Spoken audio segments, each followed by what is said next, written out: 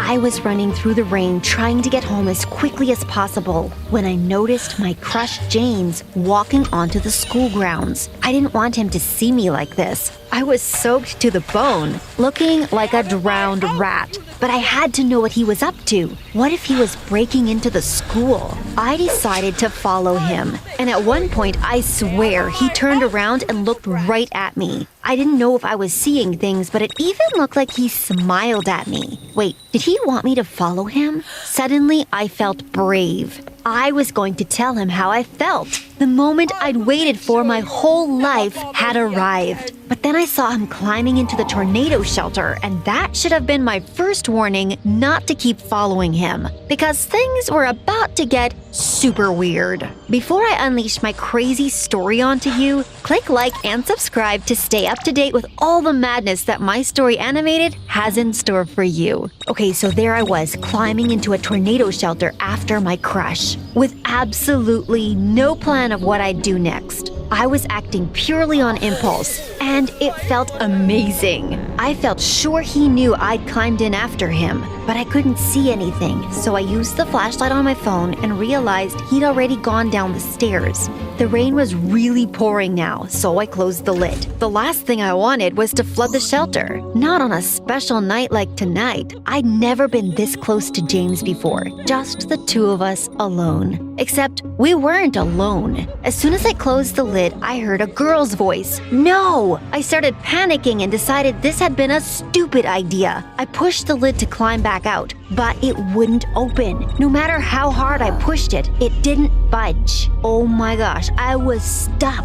If it had just been me and James down there, it would have been quite exciting. But suddenly I heard a kissing sound and I realized my worst nightmare had just come true. I was stuck in a tornado shelter with my crush and his girlfriend by the sounds of things. I didn't want them to know I was there, like some creepy stalkers, so I tried to keep as quiet as possible. I could hear them laughing, and then the girl said, "Did anyone see you come in here? I hope we didn't get caught." And James replied, "No, I don't think so. Oh no, wait, there was a girl from my school, but she wouldn't say anything. She's such a loser." At that, I had to cover my face. I wanted to cry. It felt like he'd shoved a knife through my heart. And then I felt angry. I had to get out of there. This was literally the most embarrassing situation to ever be in. And what would my parents think when they found out? I gave the lid one final push, but I pushed too hard. The next moment, I lost my footing and was rolling down the stairs. I landed with a thump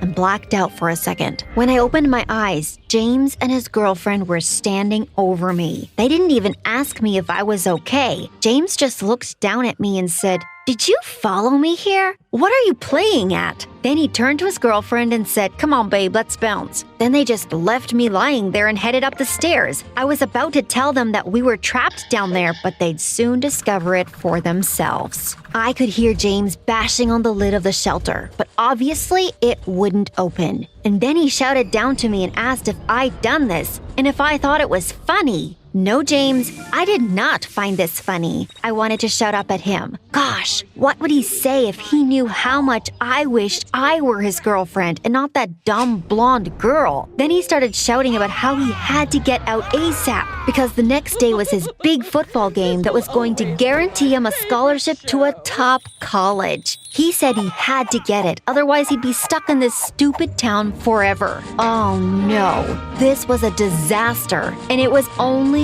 just the beginning. I sat up and looked around with my flashlight on my phone and realized there was literally nothing down there except for some sandbags and an old scratchy blanket that looked like 1,000 bugs might be living in it. And then I realized I was shivering, like properly freezing cold. My phone was on 10%. Not that it mattered. There was absolutely no signal down there anyway. I didn't even have a bottle of water on me, and by the looks of things, James and his girlfriend had nothing either. Oh man. I held my breath as they came down the stairs. I was so scared of what they'd say to me. They were arguing, and James's girlfriend came right up to me and said, "This is all your fault. You've ruined everything." Truly, that felt like the most awkward moment of my entire life. James told her to try and calm down, and I learned her name was Amy. She must have gone to another school because I'd never seen her before. Neither of them had signal either, and soon they started screaming for help. I didn't want to tell them it was pointless. The rain was so loud, no one would hear us even if they were right above us. Eventually, I told them I was sorry, even though it wasn't my fault. I lied and told them I'd been trying to shelter from the rain because I'd forgotten my umbrella, but Amy didn't buy it. She said, "Yeah, right. You're clearly a stalker. Do you get kicks out of watching other people making out or something?" James said you're a loser, and he wasn't joking. Look at you. If I hadn't already been underground, I'd have asked the ground to swallow me up. No one had ever been so mean to me before. After that, it was really uncomfortable, and all of us were in a bad mood. Soon, it became obvious we'd all have to spend the night down there. So I found a corner as far away from Amy as possible and lay down. I was still shivering and thought about using the insect-infested blanket, but Amy had already grabbed it. There was no way I'd fall asleep. I was so thirsty, and even though the shelter luckily had a small toilet, there was no sink, which meant no running water. I'd have drunk the rain earlier if I knew this was going to happen. I covered my ears because I was afraid I'd hear them kissing, and eventually I must have fallen asleep because the next moment I found myself waking up to hearing a rustling sound. I looked over at Amy, and even though I couldn't see anything, I knew she was eating something. I could hear her. I couldn't believe she had food with her and wasn't sharing it. Did James know? I should have said something, but I was too scared. I'd already caused enough trouble. Finally, morning came, and by then my phone was at 2%. Soon, I wouldn't even know what time it was. I was bursting for the toilet, so I went to use it, and of course, Amy shouted at me and said my peeing was too loud and had woken her up. Then I noticed there was a light switch outside the toilet. I clicked on it, not expecting it to work, and suddenly the whole shelter was flooded with light. Amy quickly pulled the blanket up and told me to look away. Oh my gosh, were they not wearing clothes? Then Amy just laughed and said everyone knows that body heat is the best way to survive in cold weather. Ew!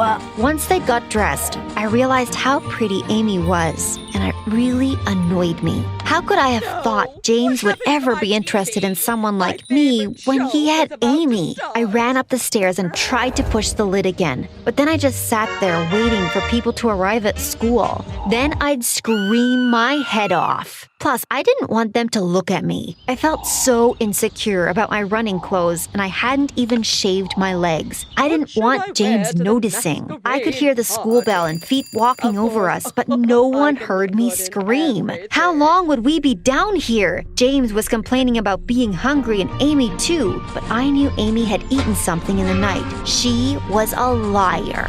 We started looking around the place to see if we could find anything, and James suddenly sounded happy. Under the sandbags, he'd found some old bottles of water. The water looked disgusting, but I'd have drunk anything by that point. Both James and I downed like a liter each, but Amy refused. Suit yourself, I thought. Then about an hour later, I started getting a weird pain in my stomach. Oh no, there was no toilet paper. This couldn't be happening. I had to run and almost puked my guts up. And I wasn't the only one. James raced in after me, and at one point, we were both lying on the floor taking it in turns to vomit. Not exactly what I had in mind for our first date together. That water must have been 20 years old or something. Amy got seriously annoyed and even tried to drag James out of the bathroom. Was she jealous? And then I noticed an empty soda bottle behind the toilet. Had Amy secretly had a bottle of soda and not told us? How selfish. That first day seemed to fly by. Most of it spent in the bathroom, of course. By the end of the day, I'd almost lost my voice from screaming for help. Would we be stuck down there forever?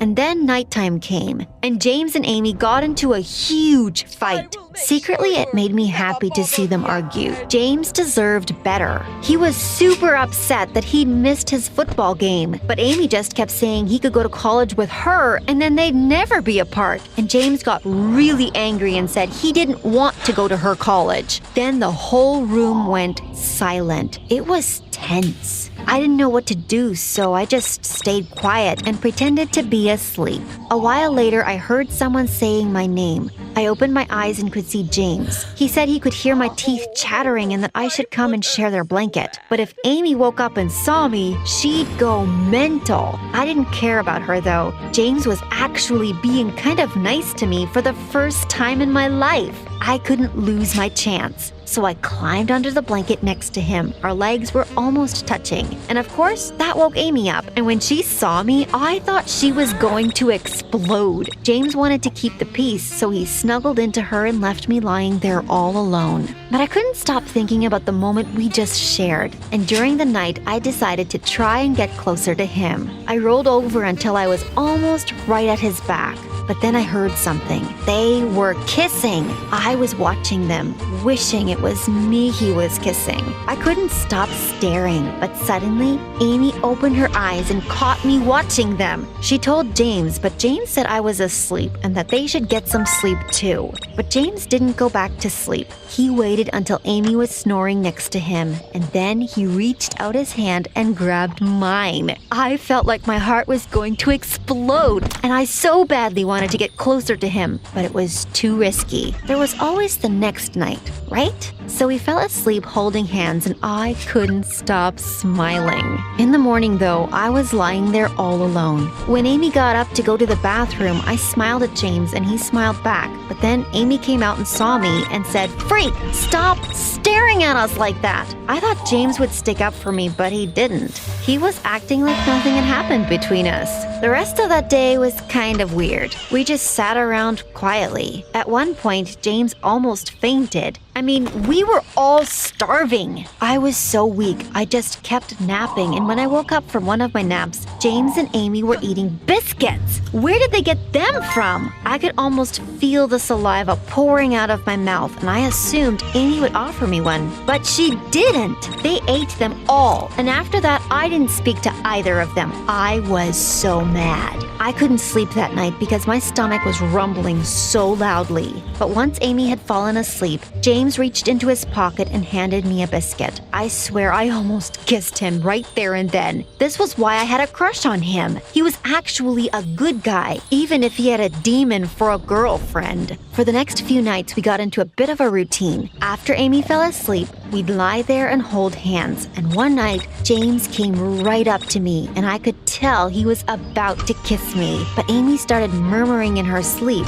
and he quickly moved over to her and held her. It drove me crazy. After we'd been down there for like 6 days, things were really starting to smell. The toilet, my clothes, it was nasty. And still, James and I hadn't shared a kiss. But for some reason, Amy still looked good. That day I noticed she didn't get up. It was like she'd given up on shouting for help, but it bothered me. Why should she get to sit there and chill? So I told her I'd just seen a huge spider, and I've never seen her run so fast. She raced up the stairs to where James was, and I immediately went over to where she'd been sitting. I just had this feeling she was hiding something, like another pack of biscuits. But I found something much bigger. Under where she'd been sitting was a loose part of the floorboard. I lifted it up and couldn't believe what I was seeing. There was so much stuff down there. Beauty products, food, a battery pack, even clothes. Oh my gosh,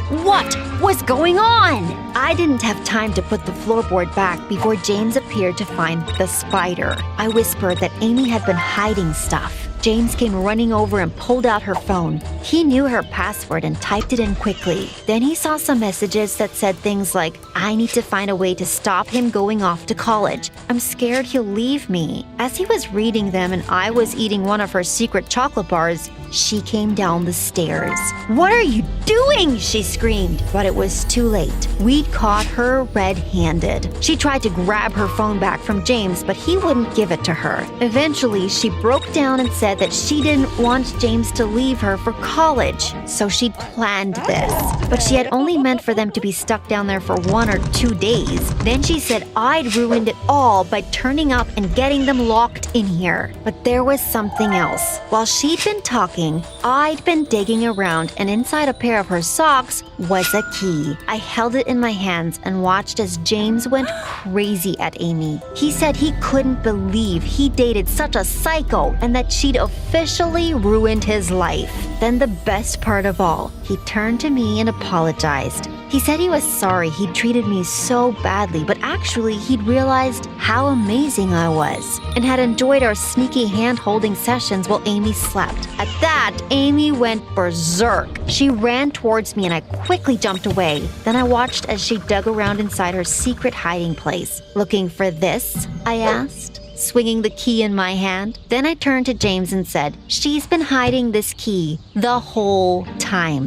Before Amy could get to it, I ran up the stairs and undid the lock. James was right behind me and we both climbed out and collapsed onto the ground laughing. We were free! As Amy climbed out, I thought she was going to kick me or something, but she just stormed off. And James shouted after her, "That's right, keep walking. I never want to see your face again." Finally, she was gone, and James turned to me and gave me the biggest kiss ever. We could see the janitor running towards us, and before all hell broke loose with our parents about where we'd been for the past week, James asked for my number, and now we're about to go on our first proper date. The worst week of my life just became the best week.